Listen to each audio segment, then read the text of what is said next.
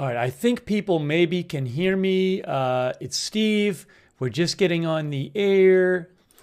I haven't even opened the chat room yet. Let's see here. Hang on a moment. Hang on a moment, everyone. We're getting this going here. We're getting this going. Are we live yet? Are we live?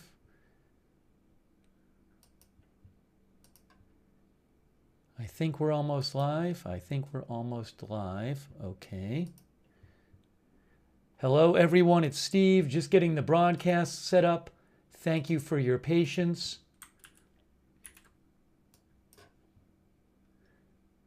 Hello, everybody. It's Steve. Hopefully you can hear me. You can't see me yet. You can't see me yet, but you will be able to see me. Just getting the broadcast going right now. Didn't realize I was going to have access to this, but I do. So going to bring it to you live. And if you just give me one moment here, I'm kind of getting everything set up here. So thanks for your patience while I set this up.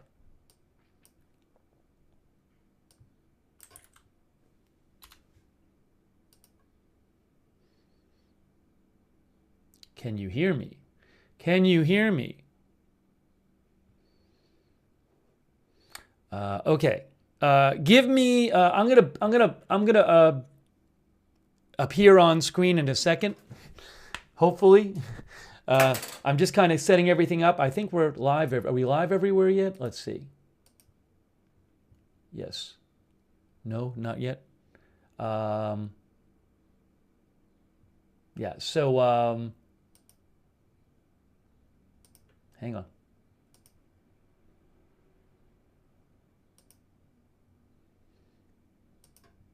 I think we're good to go. I think we're good to go. You're looking at it.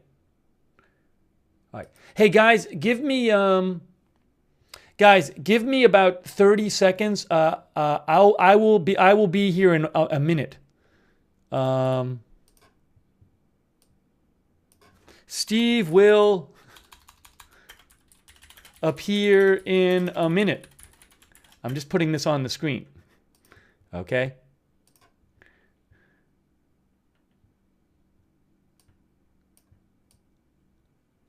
All right, guys, give me 1 minute. I know we're live. Give me a minute, and I am coming right back, and I will be on the air.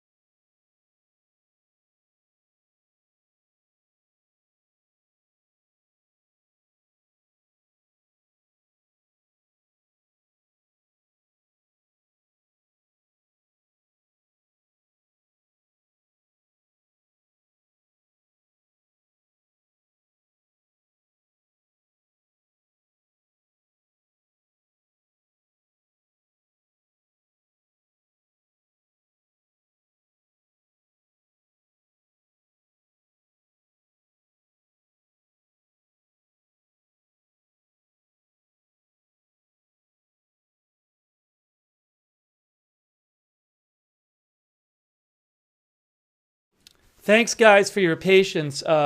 So we're covering this. I wanted to cover it, but I didn't think I was going to have access to it. But it turns out I did have access to it. So, oops, I can hear two of me. So, sorry for the late scheduling. But I figured, oh well, we'll cover it. I don't cover every campaign event by the candidates, but if it's particularly interesting or something or noteworthy, I cover it. So I thought this would be interesting to cover. So we are waiting for it to start, and I'm covering it with the Reuters footage. Hang on a moment. I got to get my tie on. Yeah, you'll see me in a second. I got to get my tie on. Just everything kind of happened all of a sudden. Trying to throw this together. Fortunately today it's starting late. Sometimes we end up waiting forever, but it's starting late, so we'll be out right there. I think I'm good to go. I think I'm just about good to go.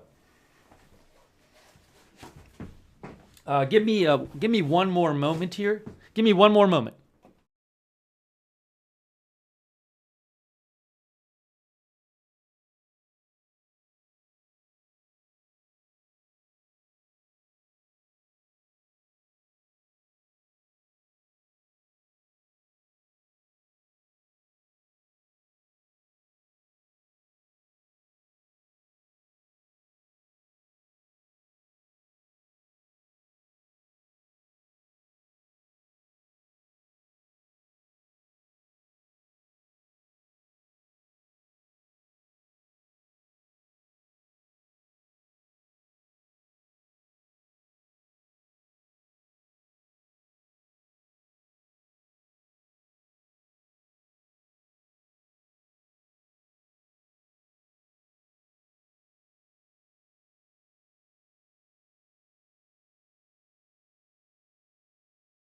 There I am. Can you see me?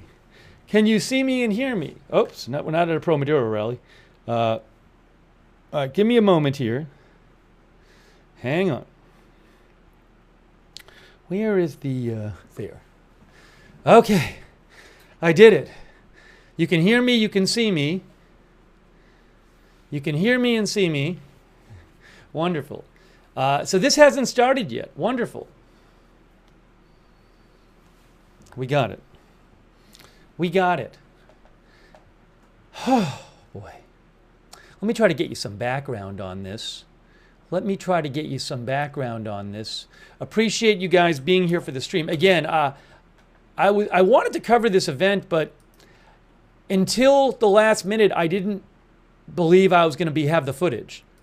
But things changed and I got the footage.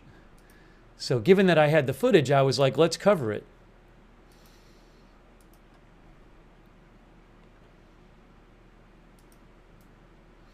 No, I'm not playing the sound yet because there is music. There is music under it, so I'm not playing the sound yet.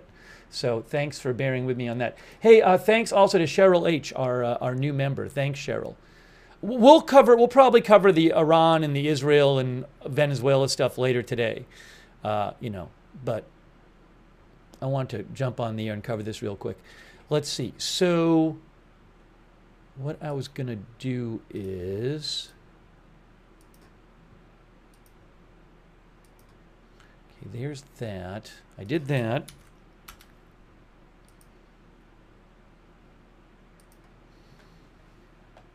Maybe I can get you a little background here. Give me a moment. Give me one moment.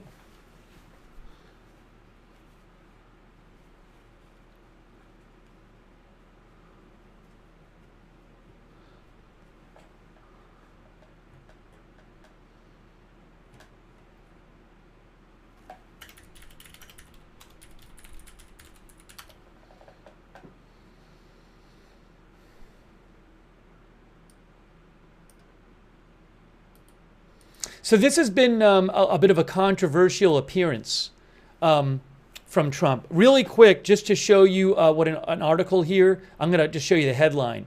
This is from Associated Press. A speaking invitation to Donald Trump splits the most prominent American group for black journalists.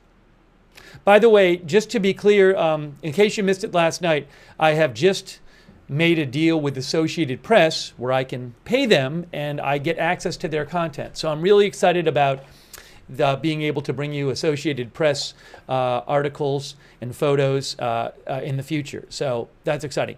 Anyways, Associated Press says Donald Trump's invitation to address the National Association of Black Journalists has sparked an intense debate within the organization and a flurry of arguments online. Journalism organizations for people of color traditionally invite presidential candidates to address their summer gatherings during election years, but Trump's acceptance of the National Association of Black Journalists invitation has led at least one high-profile group member to step down as a convention co-chair and others to argue their convention may become a platform for Trump to make false claims or be seen as winning the NABJ's endorsement. Trump will be interviewed. It has not started yet. So here's what's going to happen today. Trump will be interviewed, says Associated Press, by 3 reporters: Kadia Goba of Semaphore, Rachel Scott of ABC News, and Harris Faulkner of Fox News. Vice President Harris, the likely Democratic nominee and the first black woman to hold that office, vice president, is not currently scheduled to address the convention. A person familiar with her schedule, speaking on condition of anonymity, said the Harris campaign was unable to find a time to appear at the NABJ in person and claimed the organization turned down an offer for her to appear virtually.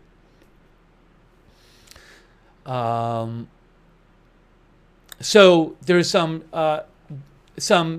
again, I think an important part of that article I was just reading from Associated Press is journalism organizations for people of color traditionally invite presidential candidates to address their summer gatherings during election years.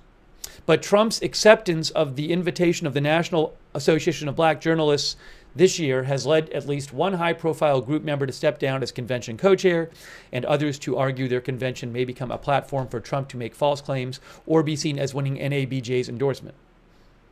And Trump is going to be interviewed on stage by Kadia Goba of Semaphore, Rachel Scott of ABC, and Harris Faulkner of Fox News.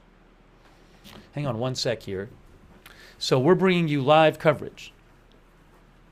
Live coverage. Thanks for joining us. We'll see how this goes.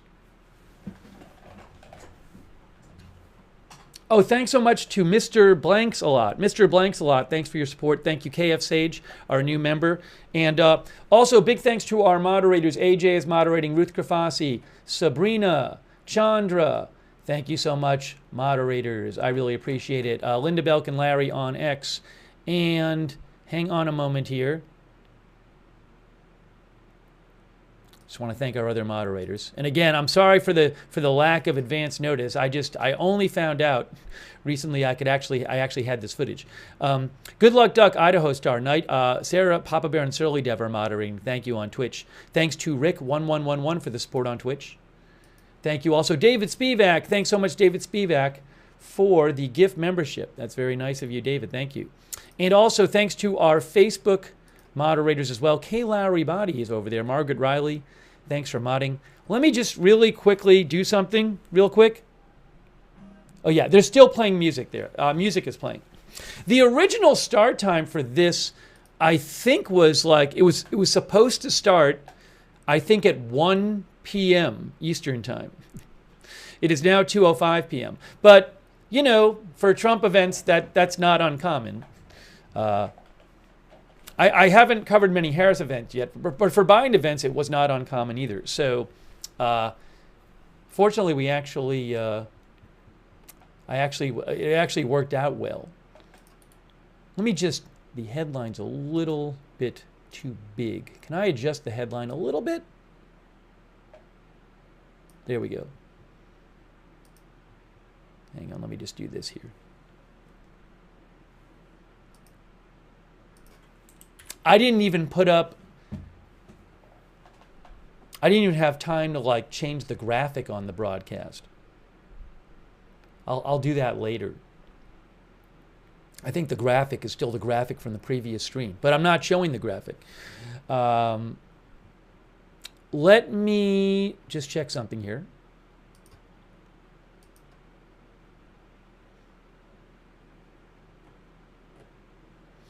Here's an update from Associated Press. Again, I have a new deal with them, so I can actually bring you their content. You can see that's Associated Press. Activists protest Trump's appearance in Chicago. Dozens of activists are protesting Trump's appearance in Chicago and chanting outside the downtown hotel where he will address the National Association of Black Journalists. Their chants Wednesday included "Donald Trump ain't welcome here." Several activists carried Palestinian flags and signs calling for peace, justice, and equality for all. Police presence was heavy outside the hotel, where a brass band also played at times. A few cars driving by the hotel along the busy Michigan Avenue corridor honked their horns. A few people in Trump t-shirts and at least one counter-protester who spoke against abortion also stood outside the hotel.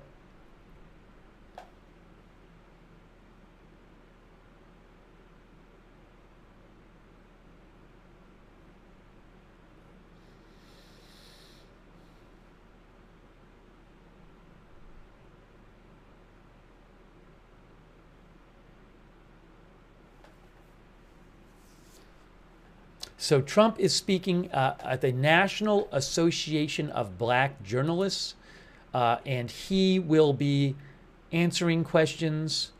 He'll be interviewed by 3 reporters: Katia Goba of Semaphore, Rachel Scott of ABC News, and Harris Faulkner of Fox News, which is why you see 4 chairs up there. Hey, thanks so much to our new member, Matt, and also thanks for the gift memberships, PZ Papa Zulu. That's really nice of you. Thank you. And I'm not playing the sound right now because they're playing music. That is why you are not hearing sound.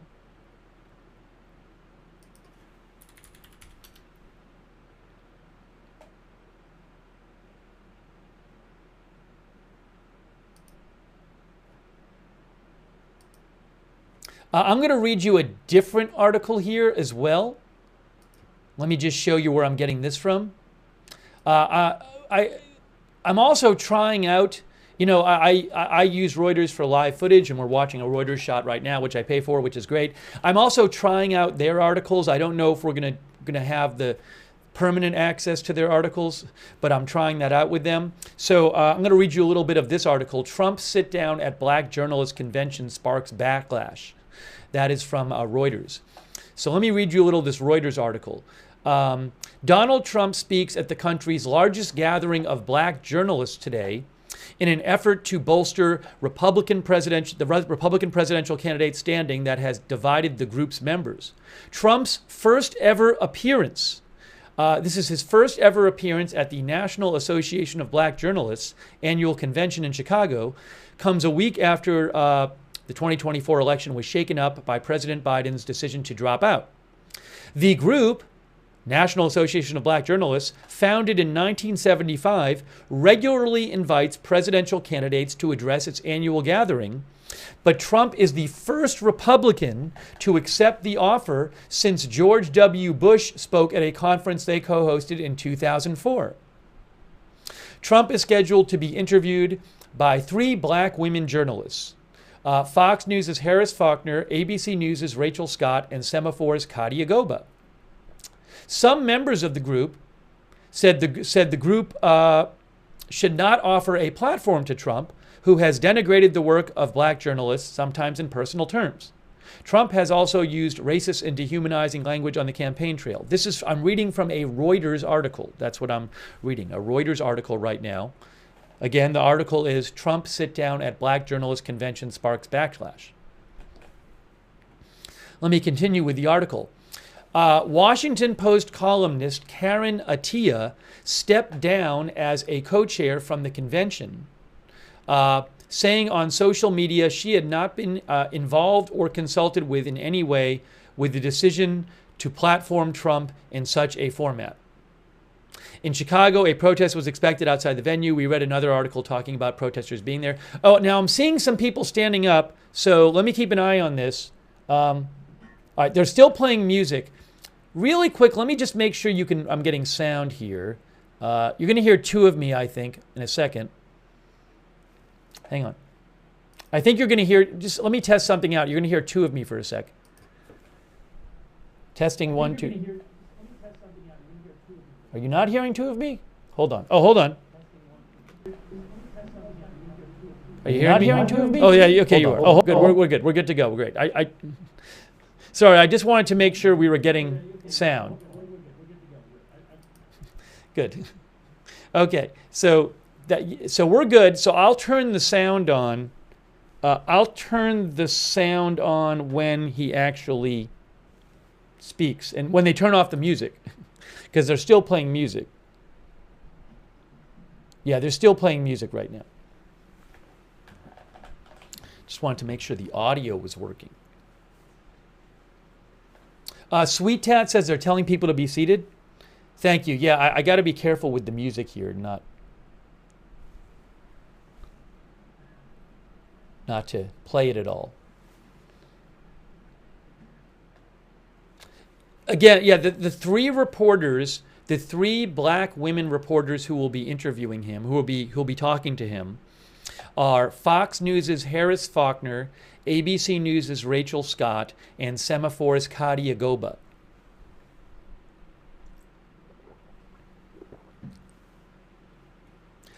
You know, it's interesting.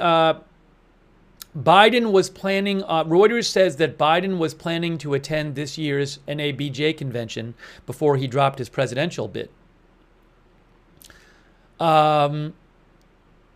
The Reuters also says the National Association of Black Journalists includes a range of members, from reporters with legacy media outlets that hope to preserve a working relationship with Trump to black-owned outlets and journalists whose work takes a stridently anti-Trump tone. So I don't know what the audience is going to be like there. Reuters says Trump made his resentful relationship with many of the media outlets who cover him a focus of his 2016, 2020, and 2024 campaigns, and sparred with members of the White House press corps during his 2017 to 2021 presidency. Now Trump's campaign faces a likely race against Vice President Harris as she seeks to be the first black and Asian woman president, the prospect of which has drawn millions of dollars in donations to the Democrats' campaign. Hang on a second here. Oh, hold on a moment. Hold on a moment. I see somebody coming out. Here, let me turn the audio on. And anchor of the Faulkner Focus and co-host of Outnumbered on Fox News, Harris Faulkner.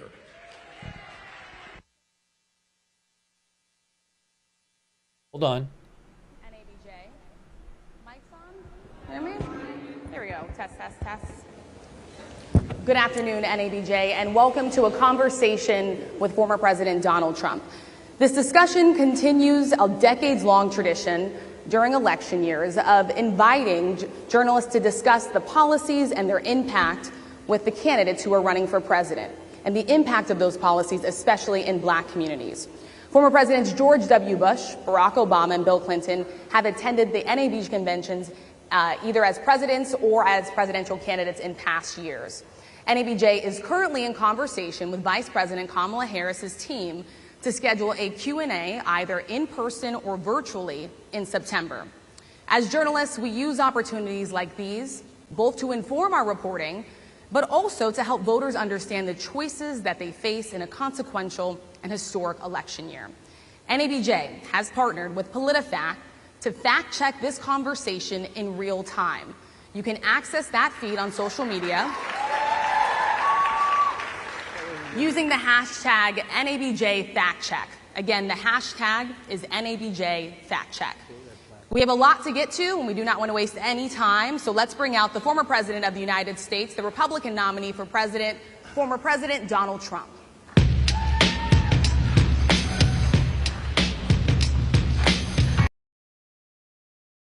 Hang on, I just got to turn off the music. I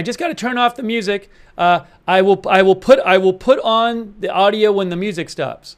I can't have the music playing, so I'm putting on the audio in a second. Give me a moment. Okay, hold on. Here we go. Mr. President, we so appreciate you giving us an hour of your time. I want to start by addressing the elephant in the room, sir. A lot of people did not think it was appropriate for you to be here today. You have pushed false claims about some of your rivals, from Nikki Haley to former President Barack Obama, saying that they were not born in the United States, which is not true. You have told 4 congresswomen of color who were American citizens to go back to where they came from. You have used words like animal and rabid to describe black district attorneys. You've attacked black journalists, calling them a loser, saying the questions that they ask are, quote, stupid and racist. You've had dinner with a white supremacist at your Mar-a-Lago resort. So my question, sir, now that you are asking black supporters to vote for you, Why should black voters trust you after you have used language like that? Well, first of all, I don't think I've ever been asked a question in such a horrible manner. First question. You don't even say, hello, how are you? Are you with ABC? Because I think they're a fake news network, a terrible network. And I think it's disgraceful that I came here in good spirit. I love the black population of this country. I've done so much for the black population of this country, including employment, including opportunity zones with Senator Tim Scott of South Carolina, which is one of the greatest programs ever for black workers and black entrepreneurs. I've done so much, and and I say this, historically black colleges and universities were out of money, they were stone cold broke, and I saved them and I gave them long-term financing, and nobody else was doing it. I think it's a very rude introduction. I don't know exactly why you would do something like that. And let me go a step further.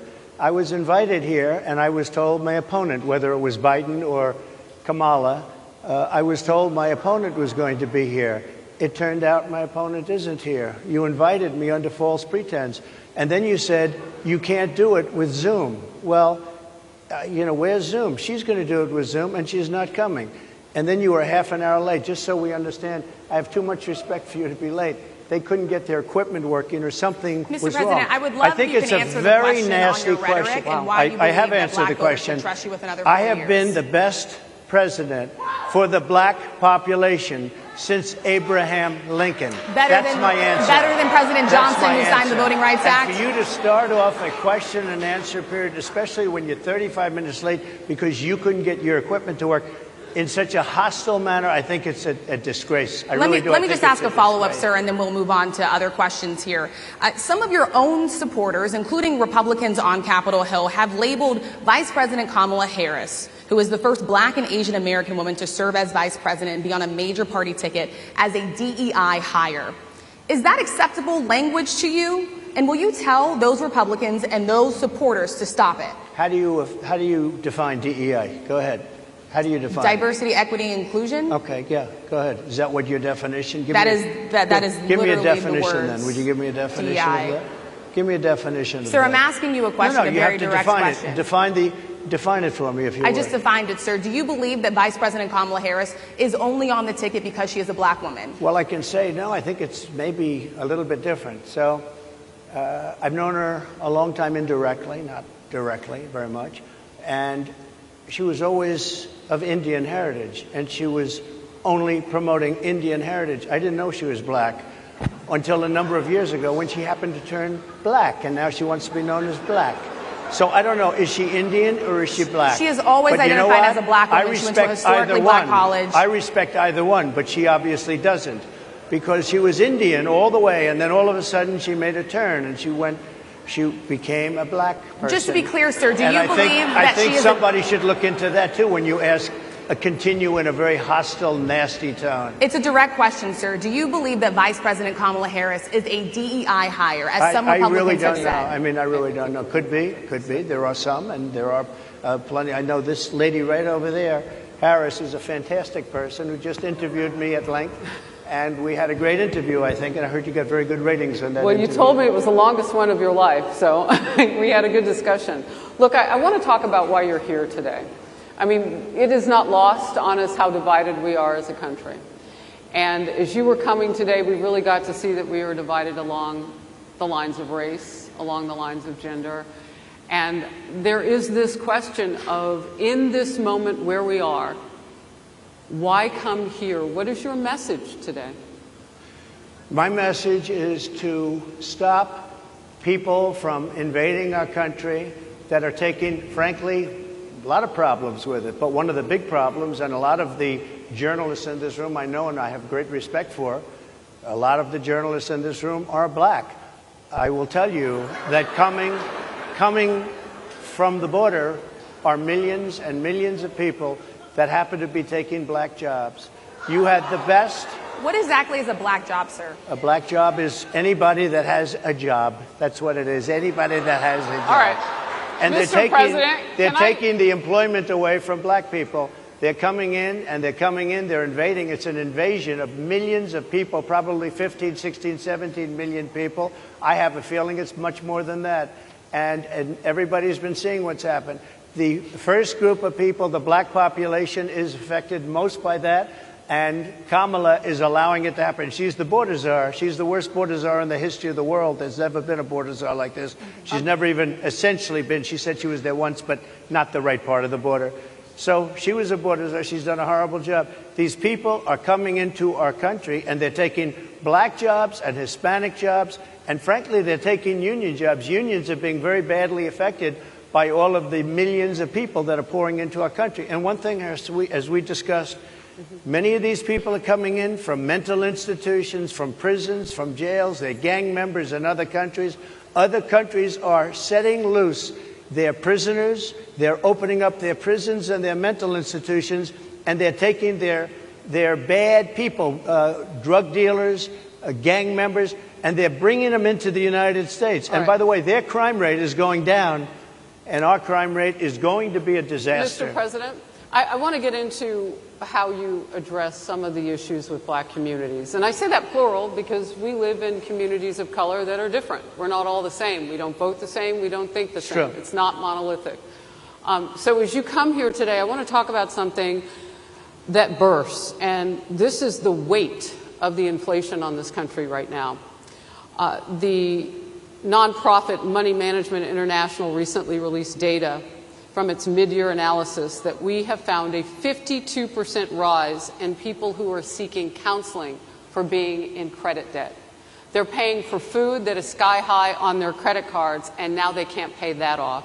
The credit counseling nonprofit MMI, as I said, is saying now that they've seen surges that they haven't seen since we were in a pandemic of people in financial trouble. Much of that falls on the shoulders of single moms, single black moms, when you look statistically. Yeah. How do you turn it around? What's your plan for the black community when it comes to money? So, first of all, it's very hard to hear you for whatever reason because of the fact that they have bad equipment, because I guess, this woman was unable to get the right equipment. But it's very hard for me to hear you, but I can hear every other word. It's very difficult, actually. But so I don't know if they can fix it or do something with it, but I'll do the best I can with it.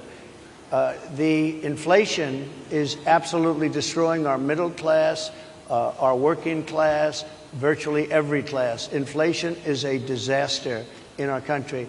Inflation is a country buster. It breaks every country. And we had, in my opinion, the worst inflation we've had. They say it's 58 years, but I think it's much more than that. It's been devastating. And if you just take a look at a lot of things they don't include, like interest rates. Interest rates went from 2.4% to 10%, and you can't get the money. People can't buy houses. They no longer have the American dream. Young people, young black people, they don't have the American dream anymore. They can't buy a house. They can't borrow the money because of the cost of the money. They can't buy it because of the cost of housing, because of the cost to build it, because of inflation. Inflation is a disaster, and it's destroying our country. And it's destroying the black community probably as much or more than any. What's your plan? You know what we have to do? We have to bring down the cost of energy, and that's going to bring down the cost of inflation. This was all started with a bad energy policy by Joe Biden. By the way, just if I might, I was running against a man named Biden. You probably saw that. And he was losing very badly in the polls, and then he had a rather bad debate. I would say it was a bad debate. I would say it was one of the worst debates in history, and his poll numbers crashed.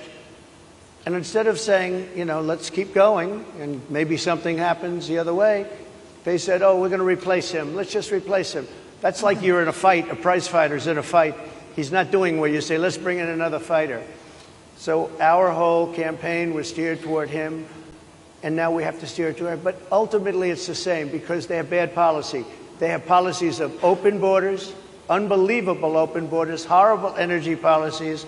They want to get rid of, as you say, gasoline in cars. They want to get rid of oil. They want to get rid of efficient heating. Mr. President. Environmentally, what they're doing is killing our country. They're absolutely destroying our country. But the inflation is the thing that's hurting the black worker, the black population and every other population within our country. Inflation is the worst it's been, I think, in over 100 years. And they'll fact check it. They'll say it's only 58. Whatever it may be, they don't add all the numbers. They don't add the really bad numbers, and you can check that too. But inflation, Harris, is absolutely destroying this country and the people in our country. Yes, Mr. President, can I ask you another question yes, that is also impacting black Americans? And that's very clear now. Good. I'm sorry? It's very clear. I hear you. Okay. So Sonia Massey, someone from Illinois, an unarmed black woman, was shot the other day in her home by a deputy sheriff. The deputy has since been charged with murder. You've said police would get immunity from prosecution if you win. Why should someone like that officer have immunity, in your opinion? Immunity? Immunity. I don't know the exact case, but I saw something, and it didn't look good to me. It didn't look good to me. Are you talking with the water, right? Yeah, well, police unions are not backing this person either. Okay. But again, why would... They're going to be charging the officer. I guess they're charging the officer. So why should he receive immunity? Well, he might not. I mean, it depends. It depends on what happens. I'm talking about people that are much different cases than that. We need people to protect ourselves. And by the way, in Chicago, as an example, a few weeks ago, July 4th weekend, they had 117 shootings and 17 deaths.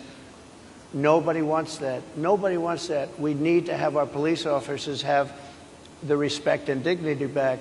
In this particular case, I saw something that didn't look good to me. I didn't like it. I didn't like it at all. So can you get a little more specific back to the immunity question? Who would make those Well, right now, for the most part, people are protected by their unions, by their police unions, or by their police departments. But I'm saying if I felt, or if a group of people would feel that somebody was being unfairly prosecuted because the person did a good job maybe with crime, or made a mistake, an innocent mistake. There's a big difference between being a bad person and making an innocent mistake. But if somebody made an innocent mistake, I would want to help that person. What would those exceptions be? What would determine you an go innocent after mistake? Somebody and it's a very close call and it's very dangerous. And you know, they have the policeman's life and woman is a very difficult thing because sometimes you have less than a second to make a life and death decision, and sometimes very bad decisions are made. They're not made from an evil standpoint, but they're made from the standpoint of they made a mistake. So I want to follow up really quickly. I find it interesting because you do talk about reining in prosecutors, especially when it comes to prosecutors that are prosecuting you. Why doesn't that skepticism apply to law enforcement?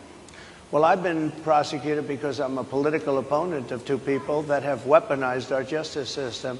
I've been prosecuted. I just won the big case in Florida. Everyone said that was the biggest case. That was the most difficult case. And I just won it. Now, Biden has a similar case, except much worse. I was protected under the Presidential Records Act. Biden wasn't because he wasn't president at the time. And he had 50 years worth of documents. And they ruled that he was incompetent, and therefore he shouldn't stand trial. And I said, isn't that something? He's incompetent, and he can't stand trial, and yet he can be president. Isn't that nice? Mr. President, but they released him on the basis that he was incompetent. They said he had no memory, and he was a nice old guy, but he had no memory, and therefore we're not going to prosecute him. I won the case, and it got very little publicity. I didn't notice ABC doing any publicity on it, George. We covered you extensively, sir. I'd love to move over on to different topics. I didn't notice you do any publicity on it at all. I won the case, the biggest case. This is an attack on a political opponent. I have another one where sir, I have a hostile judge. We have you for a limited time, sir. I'd love to move on to different topics. No, excuse me. You're the one that held me up for 35 minutes, just so you understand. If we can move on now to the state of the race, sir, I want to get back to the campaign. Senator J.D. Vance is your running mate. He's had a lot of controversy lately, and I want to read you a few things that he has said in the past. He said the Democrats running the country are a bunch of childless cat ladies who are miserable at their own lives and the choices they've made, and so they want to make the rest of the country miserable too. He's not talking here about how great it is to be a parent. He's attacking what he says are the choices people are making to not have children. Did you know that he had these views about people who do not have children before you picked him to be your running mate, and do you agree with him? No, I know this. He is very family-oriented, and he thinks family is a great thing. That doesn't mean he thinks that if you don't have a family, it's not. I know people with families. I know people with great families. I know people with very troubled families. And I also know people with no families. They didn't meet the right person. Things happen. You go through life, you don't meet the right person. But he's not just talking about families here. He also says that people that don't have children should get less votes than those that do. I'm just speaking for myself. Is that your campaign I think position? I'm speaking for him, too. He strongly believes in family. But I know people with great families. I know people with not great families that don't have a family. And the people without the family are far better. They're superior in many cases, okay? He's not saying they're not. What he's saying is that he thinks the family experience is a very important thing. It's a very good thing. But that doesn't mean that if you grow up and you grow older and you don't meet somebody that would be wonderful to meet and would have been good, that that's a bad thing. He's not saying that.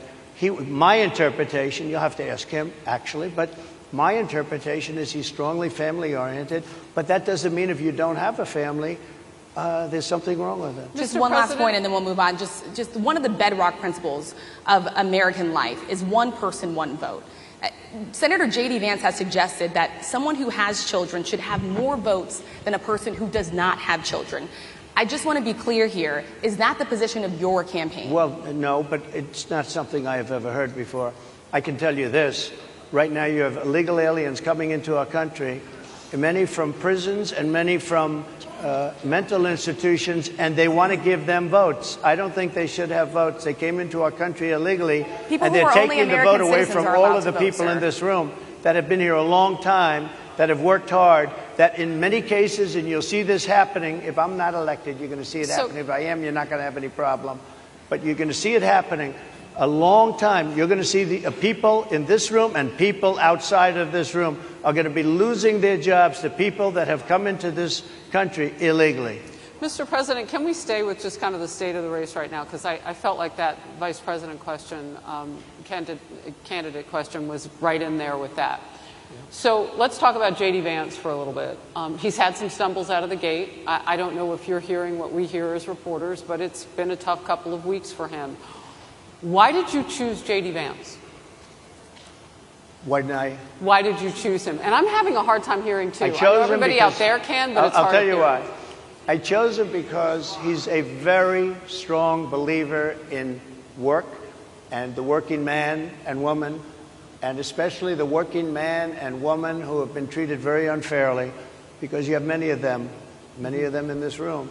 But you have many of those people, they were treated very unfairly. They worked very hard and they were treated unfairly. He wrote the book that became a bestseller. The movie became a smash hit. He's a very smart guy without the benefit of having a family that has contacts, like a father that was well connected. He got into Yale Law School. He graduated in 2 years from Ohio State, summa cum laude. I mean, you take a look at, his career has been an amazing career. He started off at a level with a difficult family situation, very difficult, with the mother and the father and everything else. He ends up going to Yale Law School and was one of the top students, became the head of the Law Journal. I mean, that's an amazing thing. He's a 4-year, he was in the military with great distinction for 4 years, got out, went into business, became successful in business, very successful in business, actually. Did public offerings and other things. And I have to believe in that. I mean, he's somebody that was born in a rough situation. Most of the people know that situation because it was very well documented in his book. And I have a lot of respect for somebody that can get into Yale and become one of the best students in Yale, that meets a young woman at Yale who was also outstanding, and they get married, they have a beautiful family. But he had he's made himself an amazing life. He then goes to Ohio, lives in Ohio, and he had my endorsement. That helped. But he wins the Senate. He becomes a United States Senator. So he's a United States Senator. And so, Harris, like I respect you for your success, I respect people for their success.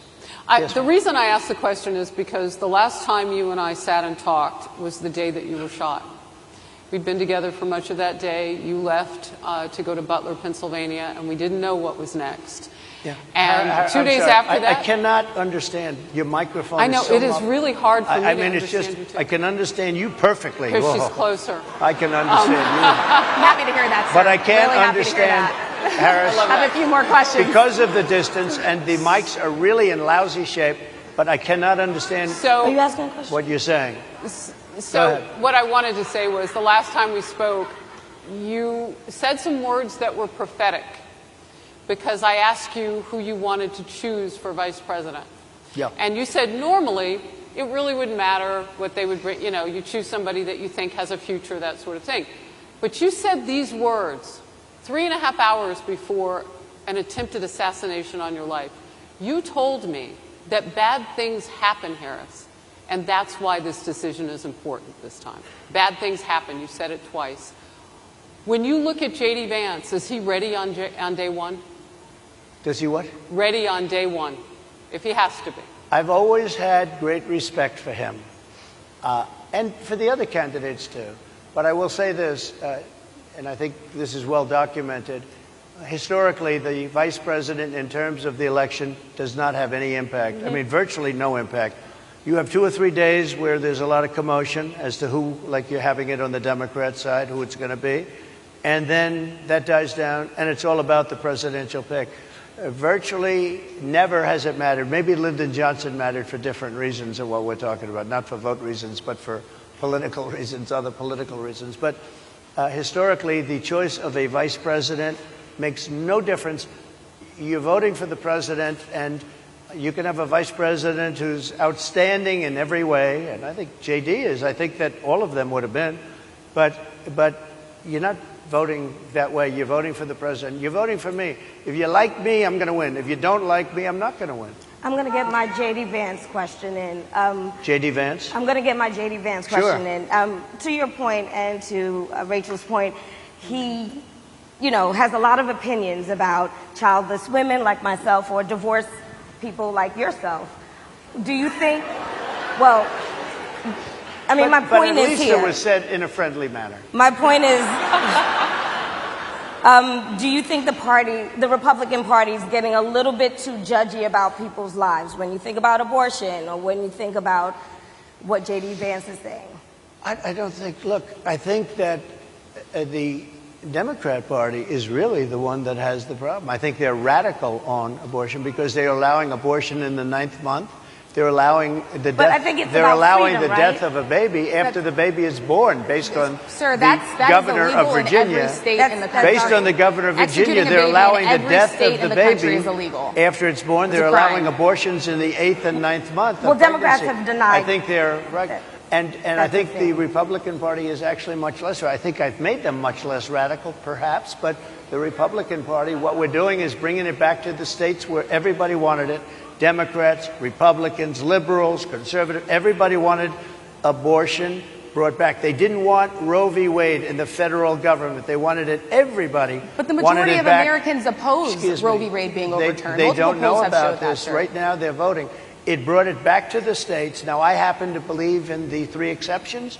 Ronald Reagan believed with rape, incest, life of the mother. I do. I think most people do. I think most Republicans do also. But if you take a look, right now they're doing, it's an amazing thing, out of the federal government, it's in states, and people are voting. And I will say, Ohio is, let's call it a more liberal version, has been approved. Kansas, the same thing, a little bit surprising to a lot of people. But the people are now voting, and it's taking this issue that's been going on for 52 years and has torn our country apart, and it's giving it to the people to vote on. And they're voting. And many states have already voted. Others are in the process of voting. And it's bringing it back to the people and a vote of the people. And it's not at all radical. And again, you have to follow your heart. I happen to believe in the 3 exceptions. Most people believe in the 3 exceptions. Most Republicans believe in the exceptions. But they don't want to see an abortion in the 9th month or the 8th month. Almost everybody agrees to that. And they certainly don't want to see, in the case of the governor of Virginia, the former governor, I might add, who said, we set the baby aside and then we decide what to do. Meaning, what do? We execute the baby. Can I? That's a radical, horrible position. And some people want that. I don't want it. Most people don't. Thank you. Can I just pivot really quickly to another question about, you brought up health, Harris. You're an active man. We see you golfing all the time. But if you win, you'll still be president at 82, which is older than Biden is right now. But not mentally. Look, mentally. Here's the question.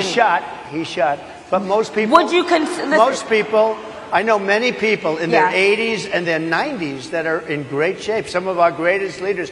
You look at throughout the world history, the greatest leaders, some of the greatest leaders in the world were in their 80s. But here's the question. Would you consider stepping down if you felt that your health was declining?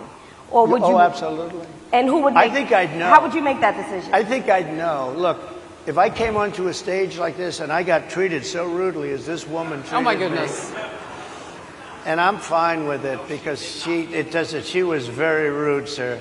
Very rude. That wasn't a question. She didn't ask me a question. She gave a statement. That wasn't a question. I repeated your statement, sir, actually.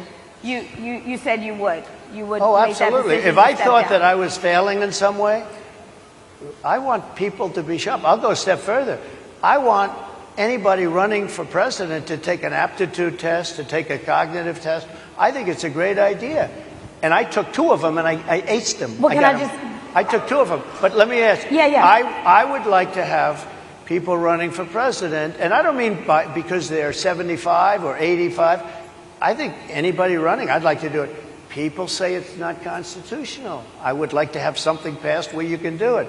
I think we should know. I mean, I've watched what's happened in the last couple of years under this gentleman, and our country is a mess. We have inflation. We have the millions of people falling in. We have Afghanistan, which was the worst, most embarrassing moment in the history of our country. What he has done to our country, and her too, what they've done to our country, she has been a horrible vice president. She's considered the worst vice president in the history of our country. Mr. Don't mean to interrupt you, but would you consider taking the cognitive test? Mr. President, I would love to and do make it. it public. Well, I've already taken 2 of them, but I'll do it again. Mr. President, how do you intend to... I suggested, Harris, that let's take one. I said, Joe and I will go and take a cognitive test. Now, I'd do it with her, too. I would do it with her also. You know what? She failed her law exam. She didn't pass her law exam, so maybe she wouldn't pass the cognitive test. Mr. President, are you saying she wouldn't pass? Just to be clear, I'm just giving you the facts. To be clear, you don't think Harris? How do you intend? She didn't pass her bar exam, and she didn't think she would pass it, and she didn't think she was going to ever pass it. And I don't know what happened. Maybe she passed it. She did pass it. There's a man over here. I think he must work for her. Mr. President, I would love to ask you about January 6th. You've called yourself the candidate of law and order.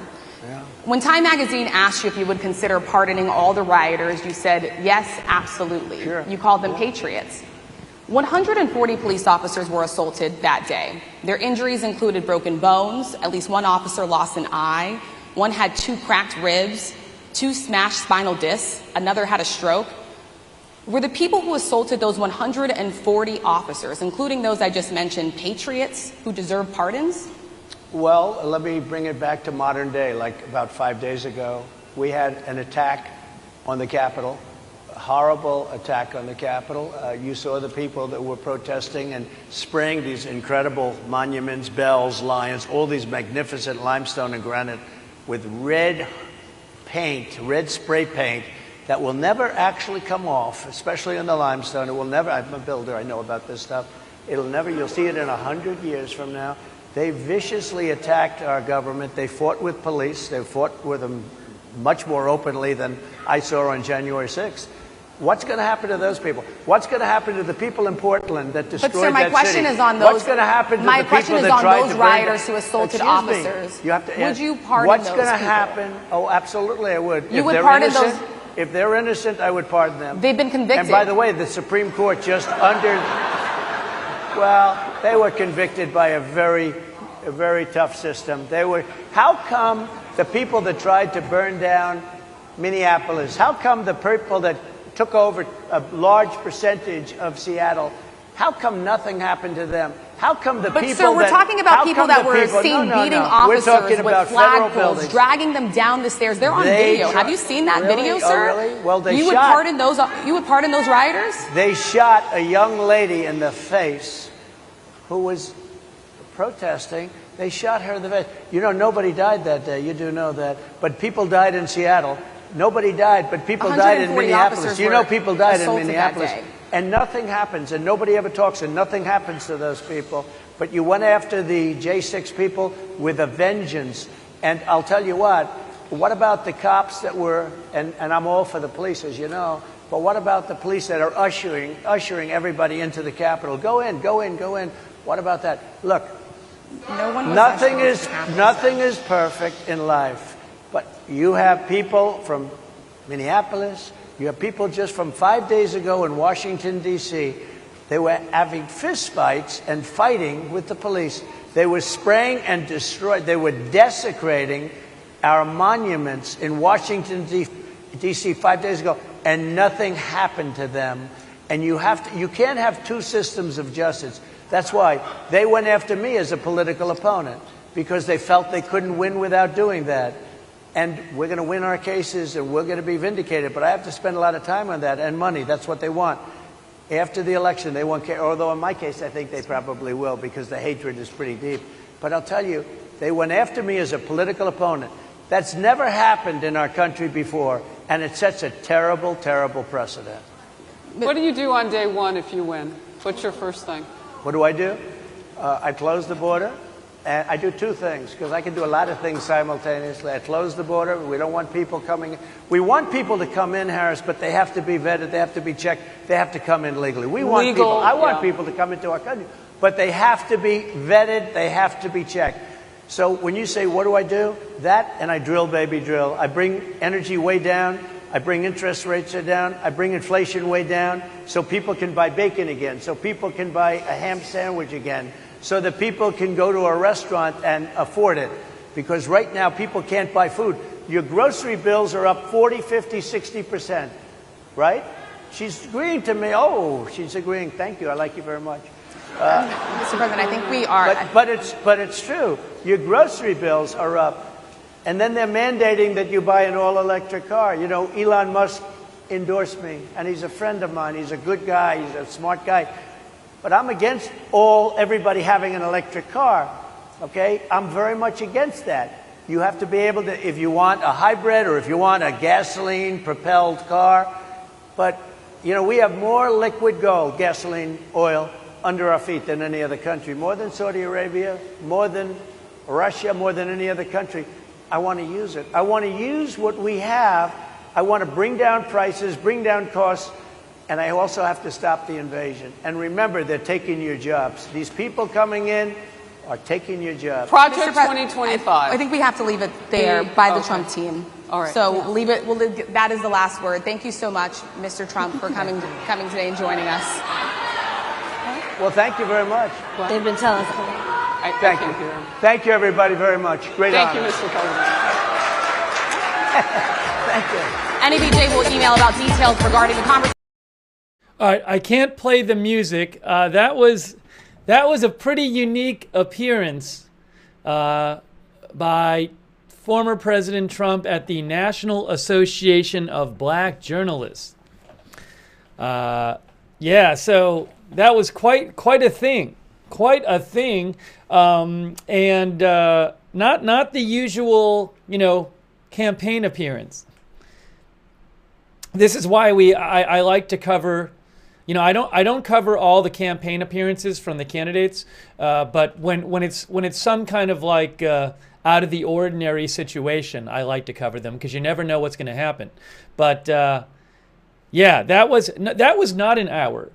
I thought it was supposed to be an hour. Yeah, somebody just said, was that an hour? I think they originally said they had him for an hour. What was it, 45 minutes or something? And then they said at the end, his team said he had to go. Wow. I kind of want to. How long was it? I kind of want to play also the. I kind of want to play you back the start of it. we're going to take some comments from you guys. But that was, I mean, really something different. Hang on a moment here. Let me get you the timing. I'm going to tell you how. I'm going to tell you. Oh, by the way, hold on a second. I need to fix this because we came on in a big rush, so I didn't even fix the graphic. Let's see if I can do this right. Trying to do this right. Okay, hold on a moment. Let's see if I can do this right. I need to do this. No, I don't think I'm going to be able to do this. Let's see here.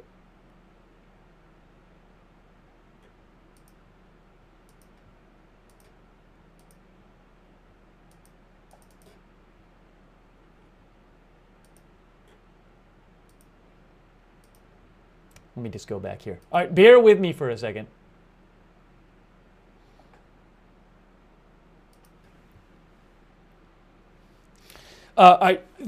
Just so you know, the headline in the graphic is going to be wrong because I had to rush on the air. So let me fix the headline in the graphic. Oh, no, we're not covering that. Okay, no, the graphic is wrong. Let me fix the graphic. Sorry about that. Okay, I have the right graphic here. I should have it here. Hold on. I'm fixing the graphic for you. And then we're going to take your comments about that and talk about it some more. Oh, no. Hold on. I got to pull the graphic up here.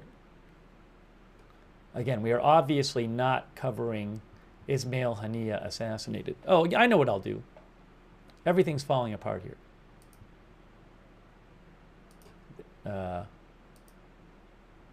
There it is. Thanks. Let me get the correct graphic up.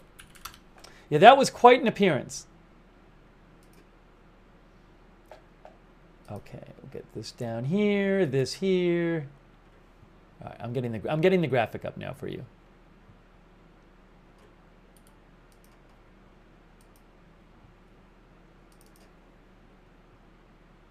We got it. Okay, so let me first of all, hey, a quick thank you to Dodger Blue, Mitchell Black, 495-8201, Lewis R, No Yes Well Maybe, Mr. Blanks a lot for your support. Guys, I just want to replay you the start of that because it was so striking, the start of it. It was like the first 5 minutes or so was especially interesting.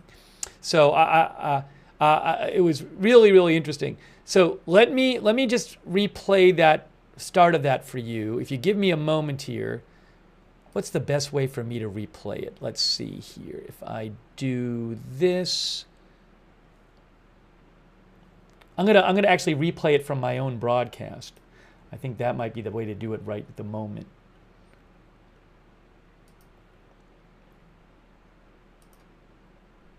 All right, let's go back to the start. I'm doing it right now. Now, when he started talking, he came out at 2:15. It was like 35 minutes. Yeah, the whole thing was supposed to be an hour, and it was 35 minutes long. Just to be clear, it was supposed to be an hour, and it was 35 minutes long. Actually, he came out at 2:16.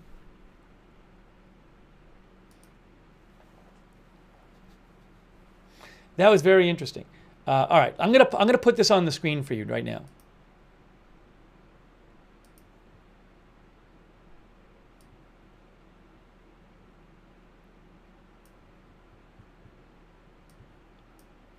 Okay, so what I need to do is put replay on there. All right, there it is, and I'm gonna make this say replay moments ago, so I don't confuse everybody. And I want to show you like the first 5 minutes again because it was pretty striking.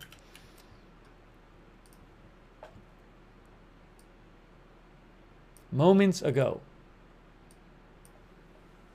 All right, we're going to replay. This is a replay of moments ago, the start of this whole thing. Just like the first few minutes.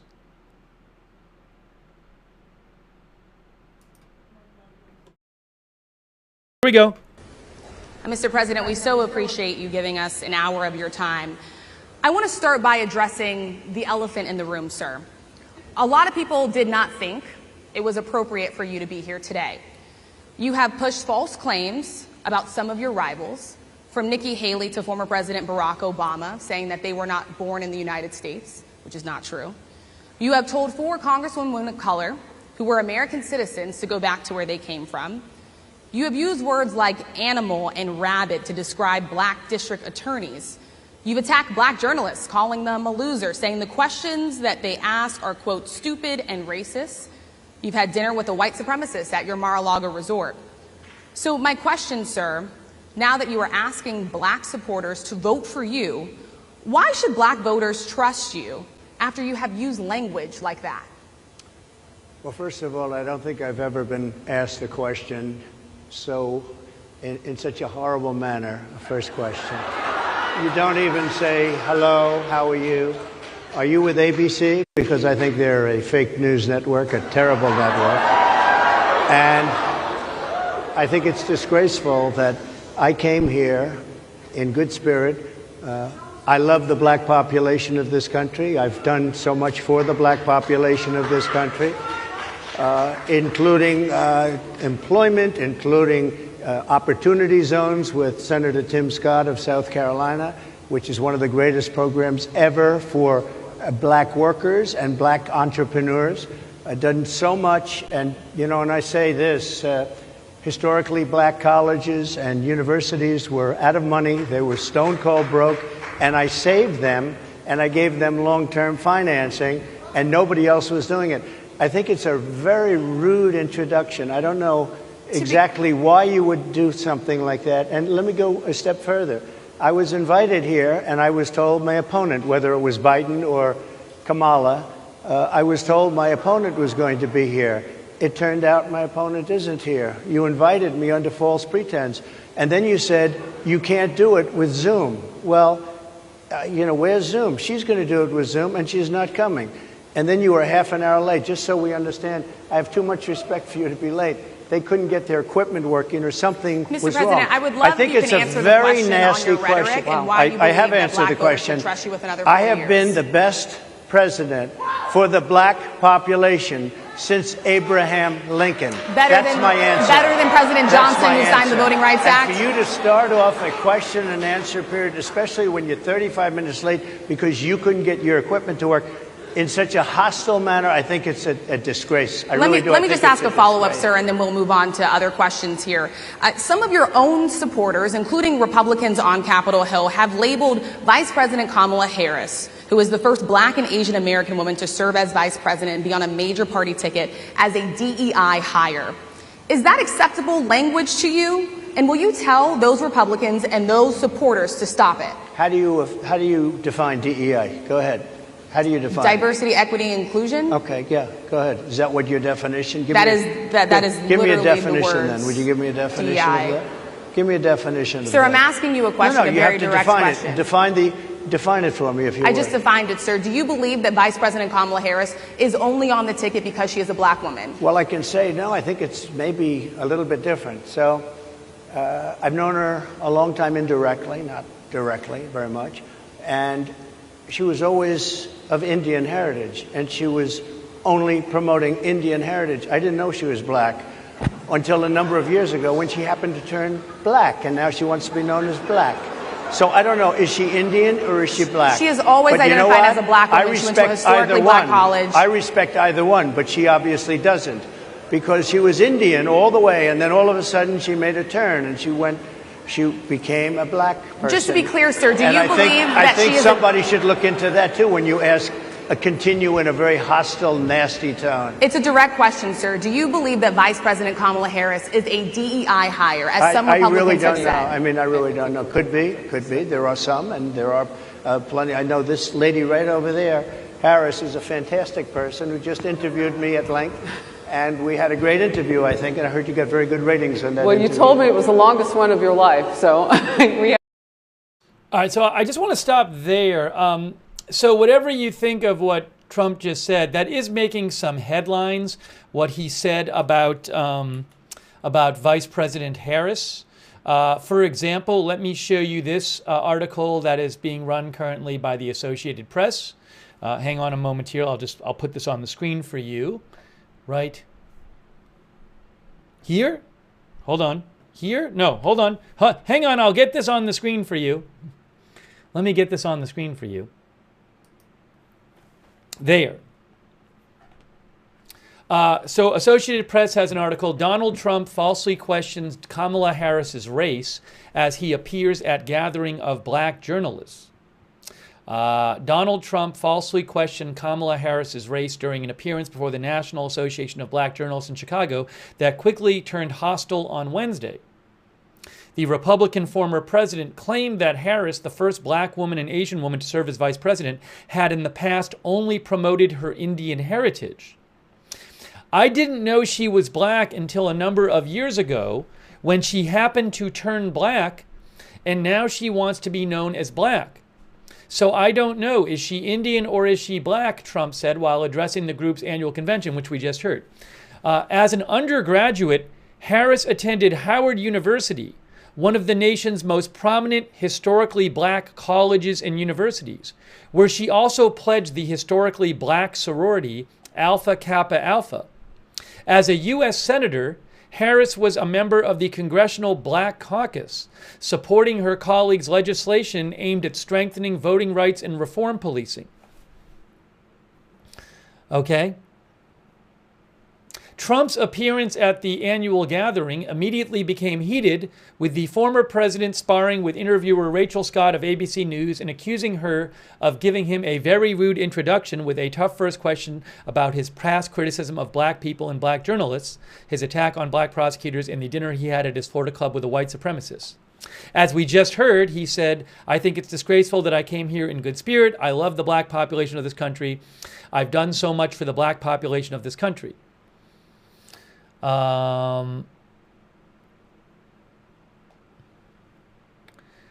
Again, this is an Associated Press article about the appearance we just saw. It says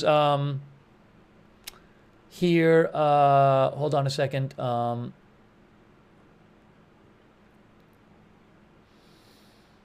Trump repeated his false claim that immigrants in the country are taking black jobs when pushed by Scott on what constituted a black job.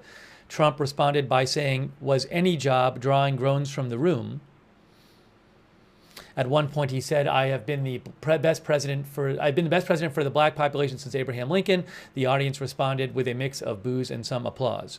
Yeah, just to be clear, I'm just giving you an example. I'm reading this to show you how an example of some articles that are coming out after this. So this is an Associated Press article. Regarding, this thing about the false claim immigrants in the country illegally taking black jobs, I don't know exactly the reasoning behind that statement. I mean, there certainly may be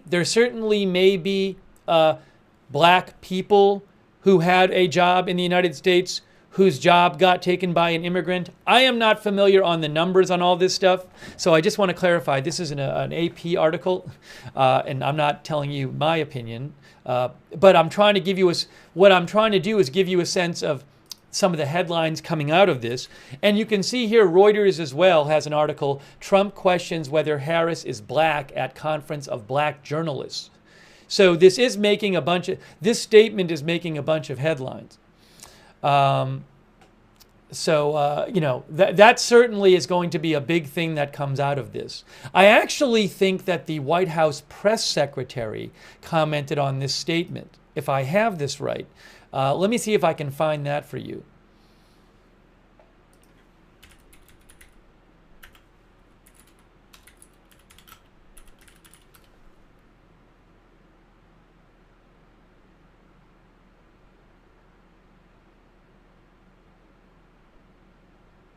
I can actually probably pull it up here, but Matt Weiser said when she was read the statement Trump made, saying of Harris, "I didn't know she was black," Karine Jean-Pierre, the White House press secretary, I think she was doing a press briefing at the time, said, "What you just read out to me is repulsive. It's insulting. No one has any right to tell someone who they are, how they identify."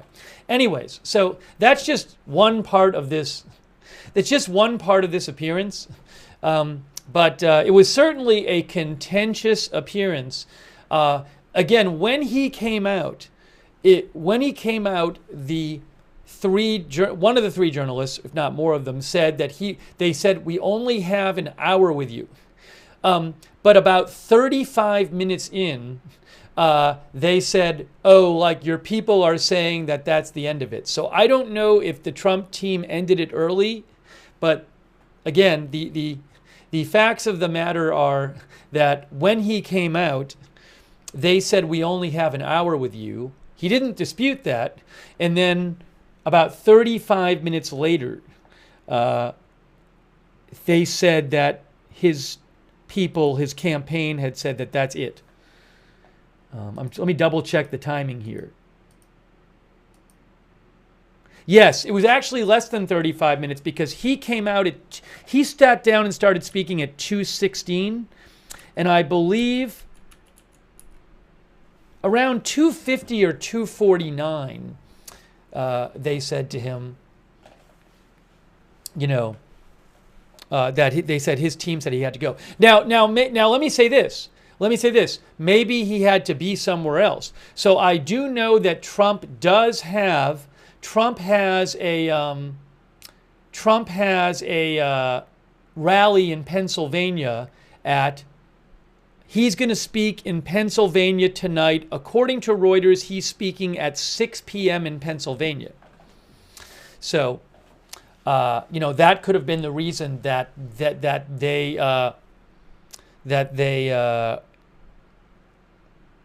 they said he had to go. But now in terms of like Trump said that they were late, and Trump said that that it's their fault that the whole thing was late because the equipment wasn't working. I don't know about that. So I'm not going to take that as his claim about that as the be all and end all of it. The best I can say is I don't know why they started so late. For events with Trump and Biden, they commonly start very late. It's not unheard of. It's quite common for them to start like an hour late. I've covered a number of them. So I don't know specifically in this case what the cause of the lateness was. Anyways, I think it would have been nice to have more of the back and forth. But all right, let me take some comments from you guys. But that was quite interesting.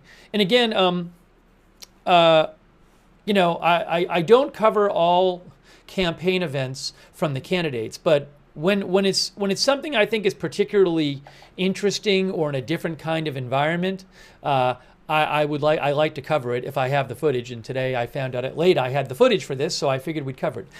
I certainly think it was worth covering. And Amra says was interesting. So let me. And if you want to you can watch the whole thing. You can just rewind this broadcast and watch the whole thing if you want. So if you guys want to watch it, feel free. There was a whole interesting back and forth also where he was asked a lot about J.D. Vance. And at one point he said something like, historically, the vice president does not have any impact on the election, which I thought was an interesting comment to make. Let's see. Chad Spurlock says you can put money on Harris using some snippets of this interview on campaign commercials. I agree with you there. Let's see here. By the way, he was the first Republican to appear. So the National Association of Black Journalists typically asks candidates to appear for their convention every election year. And he was the first Republican to do it since 2004, according to Reuters. We had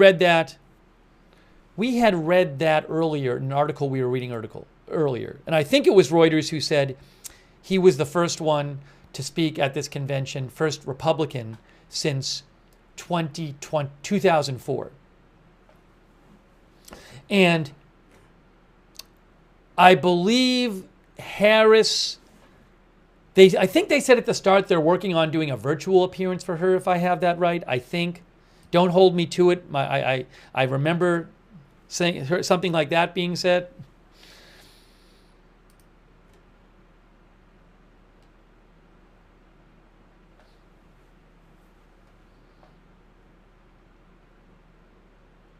Okay. Thank you, Agent Black 5.0, for your support. Hugh J thinks that was crazy. It was certainly quite a unique appearance. Has he posted anything on True Social yet? Asks our moderator Sarah. Good question. That'd be a pretty quick post, but I'll check his True Social and see. I would assume he might. No, he has not posted anything about it on True Social yet. No, virtual doesn't mean recorded. Virtual means I think they suggested that Harris is going to maybe do some kind of appearance where she's not physically there. By the way, the convention, I think this is the first day. If I have it right, I went to the website of the convention and it says the convention runs from today until August 4th in Chicago.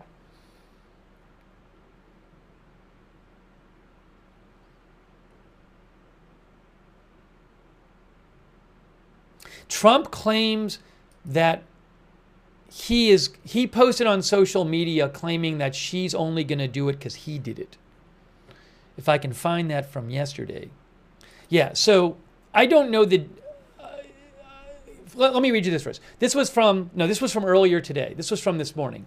Trump said on his social media this morning, crazy Kamala disrespectfully refused to attend the National Association of Black Journalists Conference, but I am on my way to meet with them now in Chicago, because of which she'll probably end up doing. She has no choice, but remember, it is only for that reason. So that is what he said this morning. And let me show you something here. Oh, yeah, here, look.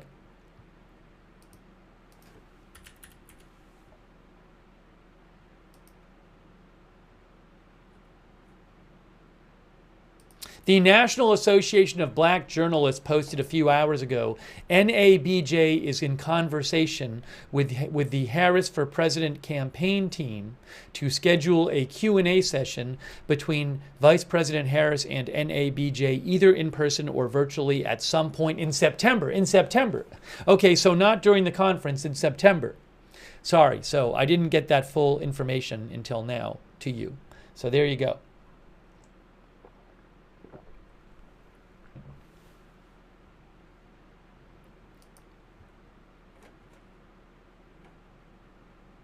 Yeah, here is the statement on the statement from the NABJ president, Ken Lemon.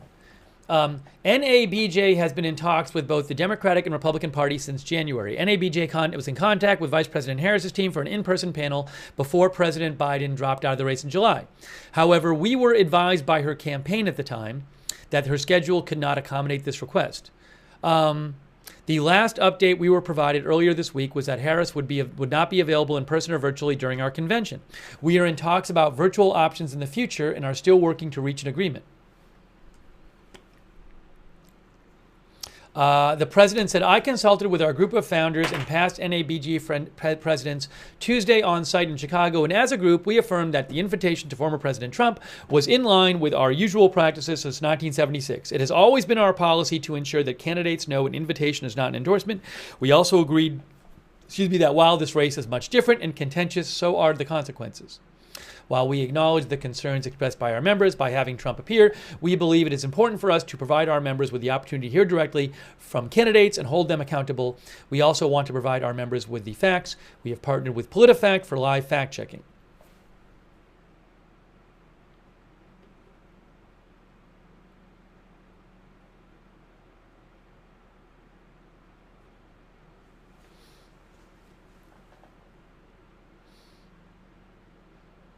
Okay, what else did you guys think about this? I want to take a few more comments from you, but quite a striking appearance.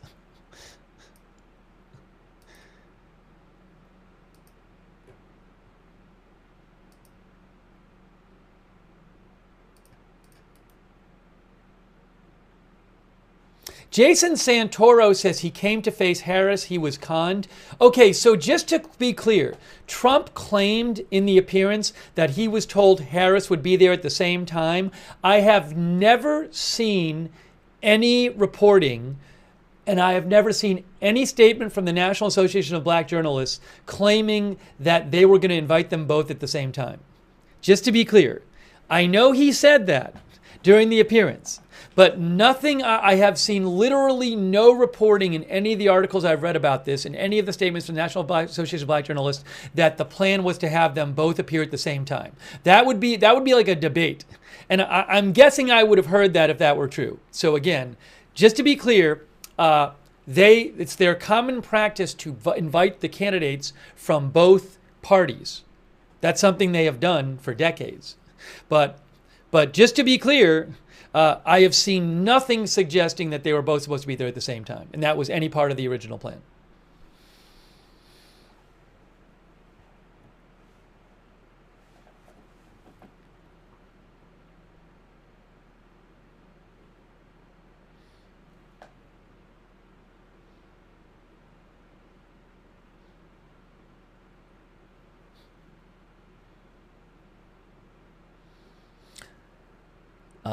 Tamara said Trump had to leave because he has a rally in Georgia today. Yeah, I mean, it's very possible that that's why he had to leave.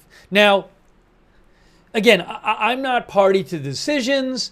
There's a world, there's a world in which he stays an extra 15 or 20 minutes and then just starts the rally 15 or 20 minutes late, so I can't tell you. It was supposed to be an hour event. It did start late. It lasted about 35 minutes, and then the questioners, the interviewers said that the Trump campaign was telling them that they had to stop. Was that because he had a hard out time, or was it because they were just like, well, we should end this event? I can't tell you. I could believe either one. I'm not there. I don't know. So I'm not going to guess.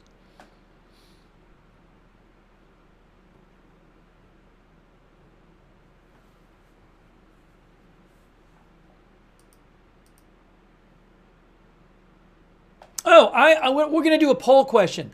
A poll question. Let's do a poll question. Do you think, did that appearance help Trump's campaign?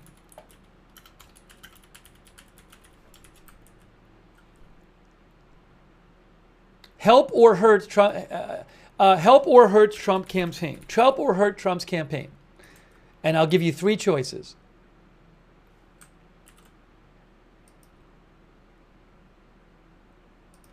You get three choices. Help, hurt, and doesn't matter. Doesn't matter.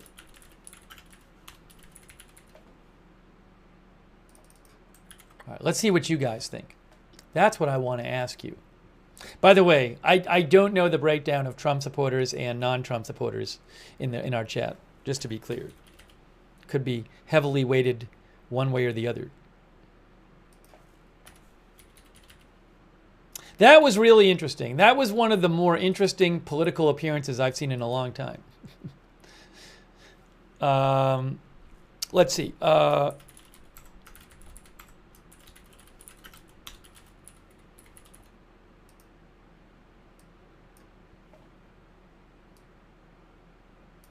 Okay, let's see what you guys think about this question.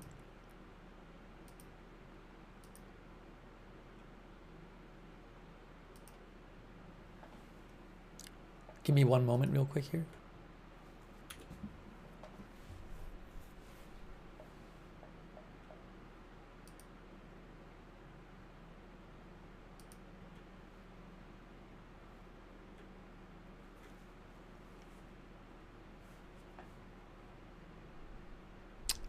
One moment.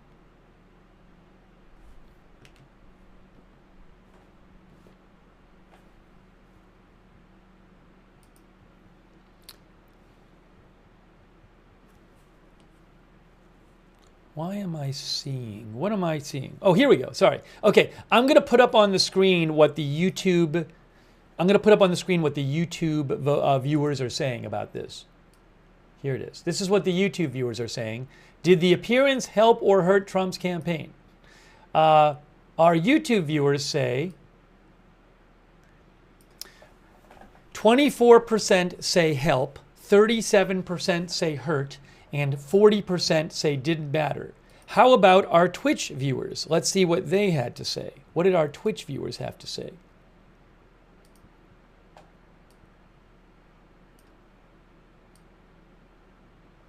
"25% say help, 46% say hurt, and 35% say doesn't matter."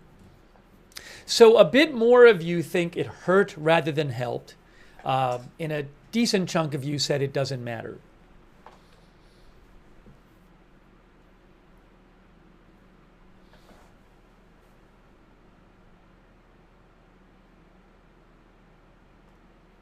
Okay. We may be doing another stream today on other international news. I just have to get into it when I get off the air. I need to look into it. Oh, hold on a second, guys. Hey guys, I just saw an update from Faytux News.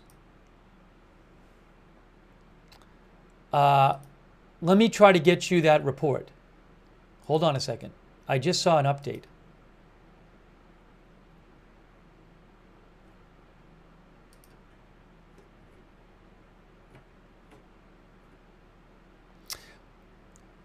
Faytux News said that the New York Times is reporting that Iran's supreme leader has issued an order for Iran to strike Israel directly following the assassination of Haniyeh in Tehran, according to 3 Iranian officials briefed on the order. So that's I double checked that. That is what the New York Times said.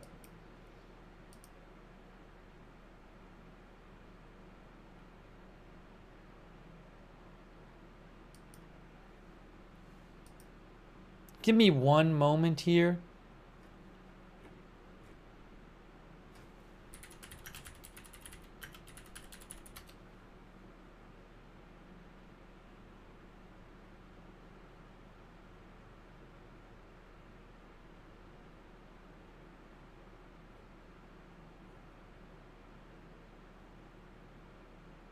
Yeah, Elint News posted that as well. I just want to repost this. Hang on a moment. Hang on a moment.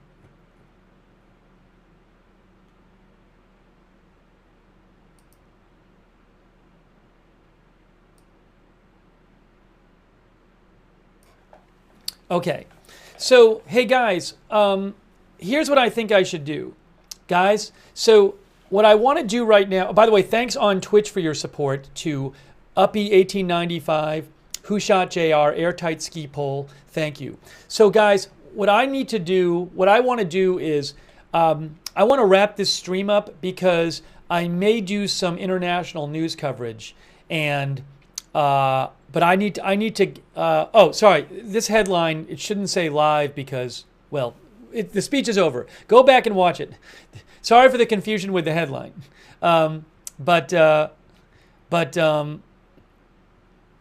yeah, the headline, I thought I fixed it, and I fixed it on one scene, but not the other scene. Anyways.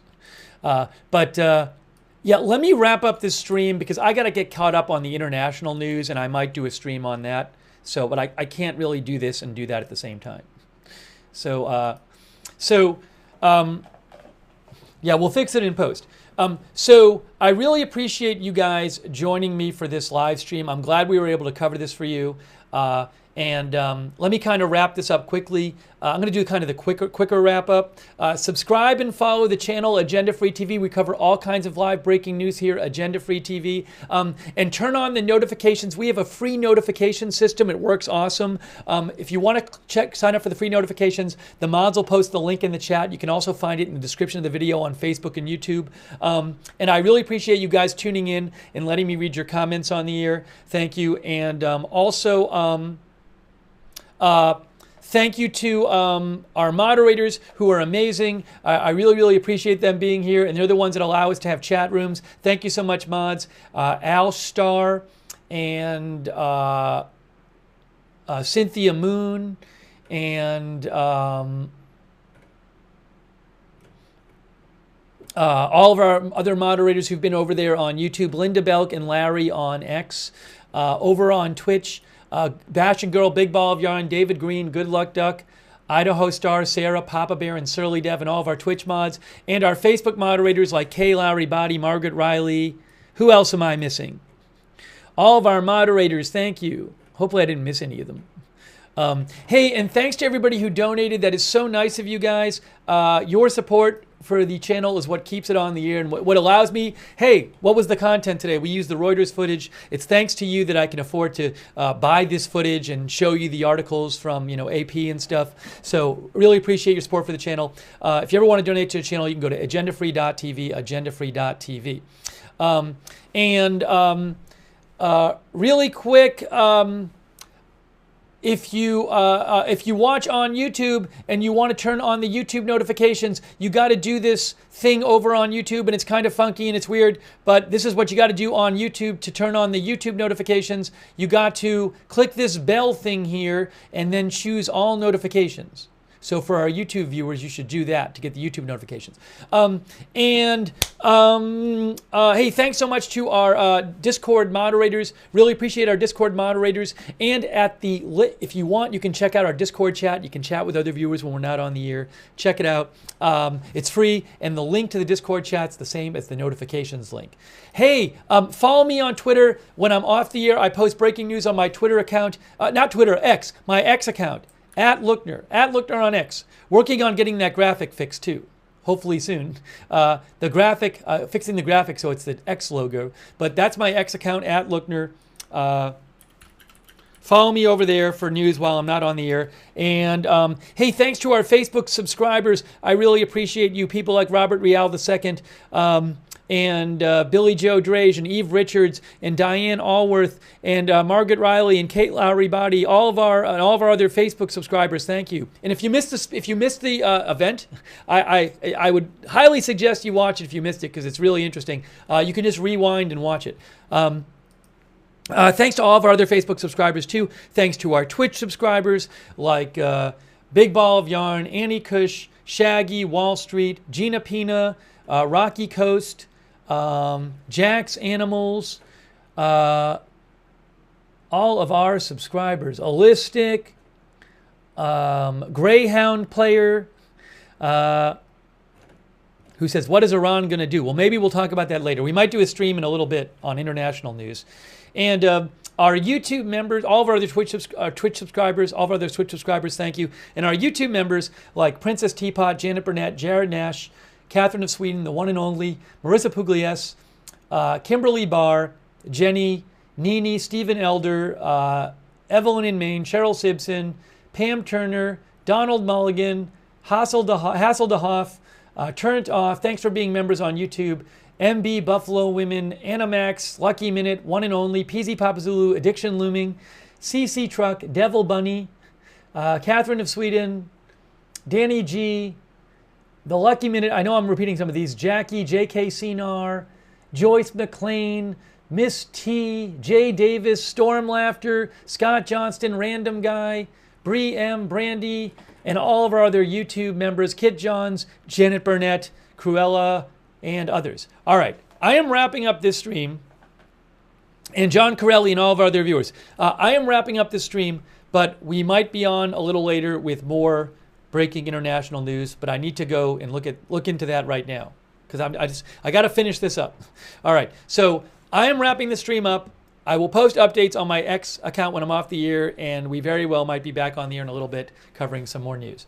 That is it for now. Thank you so much for watching, and we'll see you soon with more live breaking news coverage right here at Agenda Free TV.